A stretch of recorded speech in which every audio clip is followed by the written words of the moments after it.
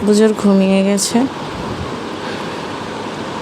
আবুজরের নানু আবুজরের জন্য কিছু কলা নিয়ে এসেছিল, সেগুলো আমি জানলায় ঝুলিয়ে রাখলাম, কারণ জানলায় ঝুলিয়ে রাখলে কলাগুলো নষ্ট হয়ে যাবে না, বেশি দিন খেতে পারবে। এদিকে আমার রান্নাবান্নার প্রস্তুতি নিতে হচ্ছে। রাত্রেবেলা আমি কিছু রান্নাবান্না করব, মাছের তরকারি আসলে সব কাটি করে নিয়েছি। এখন আমি রান্না বসাবো।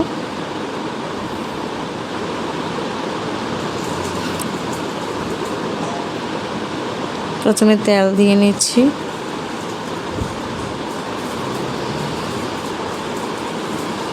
মাছ রান্নায় আমি একটু রসুন ব্যবহার করে থাকি। আমার কাছে মনে হয় এটা দিলে বেশি ভালোই হয়, এই জন্য আমি একটু রসুন দিই। তেলে রসুনটা ছেড়ে দিলাম।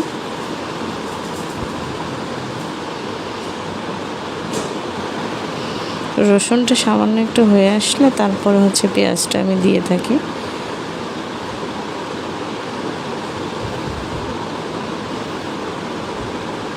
এখন রসুনটা একটু হয়ে গেছে, এখন আমি পেঁয়াজগুলো ছেড়ে দিচ্ছি।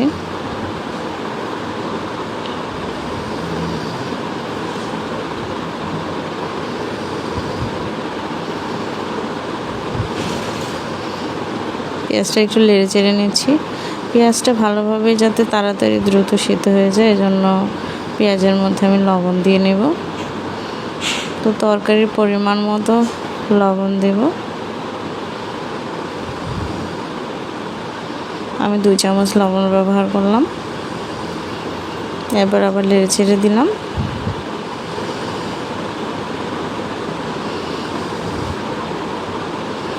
এখন পেঁয়াজটা হয়ে এসেছে, এখন আমি এতে মশলা যোগ করব।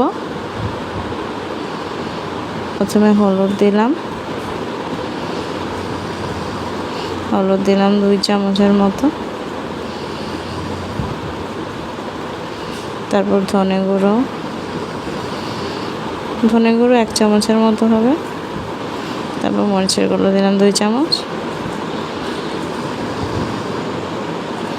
তারপর নেড়ে চেড়ে নিলাম।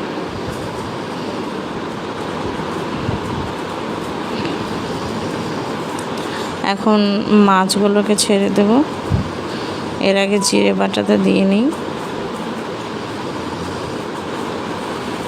জিরে বাটা পরিমাণ মতো দিয়ে নিলেই হবে। আমি মাছ রান্নার ক্ষেত্রে শুধু জিরে বাটাটাই ব্যবহার করে থাকি, অন্য কোনো ধরনের বাটাই ব্যবহার করি না। এরপর সামান্য পানি দিয়ে নেব। মাছ কষানোর জন্য পানিটা দিতে হলো। এরপর মাছগুলো ছেড়ে দেব।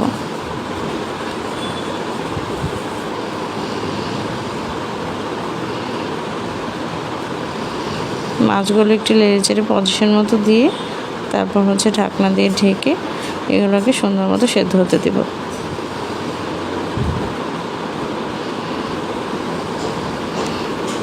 মাঝে মাঝে একটু নেড়ে চেড়ে দেবো উল্টে পাল্টে, যাতে মাছগুলো ভালোভাবে সেদ্ধ হয়।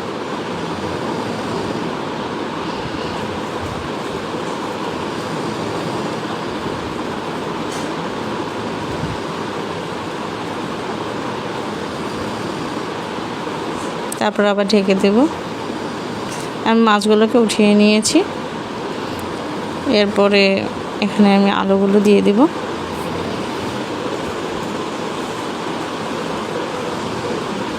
তারপর ঝোল দিয়ে দেব।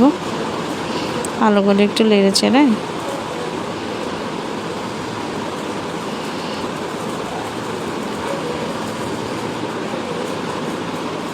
প্রয়োজনীয় মতো ঝোল দিলেই হবে।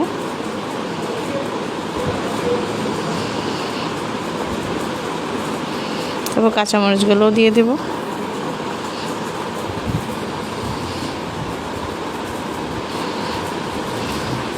এরপর চুলা আঁচটা বাড়িয়ে ঢেকে দিব।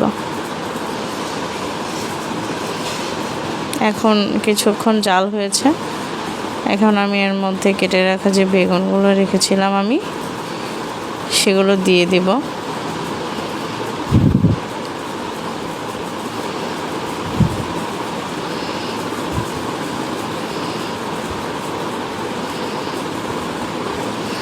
একটু ভালো মতো লেড়ে চেটে দিব।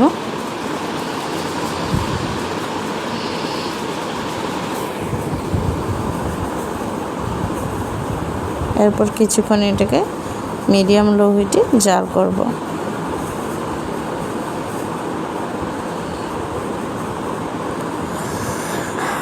আমি মাছগুলোকে ছেড়ে দিয়েছি, আমার তরকারি অলমোস্ট হয়ে গিয়েছে। এদিকে আবুজোরও উঠে গিয়েছে, সো আমার কাজ শেষ।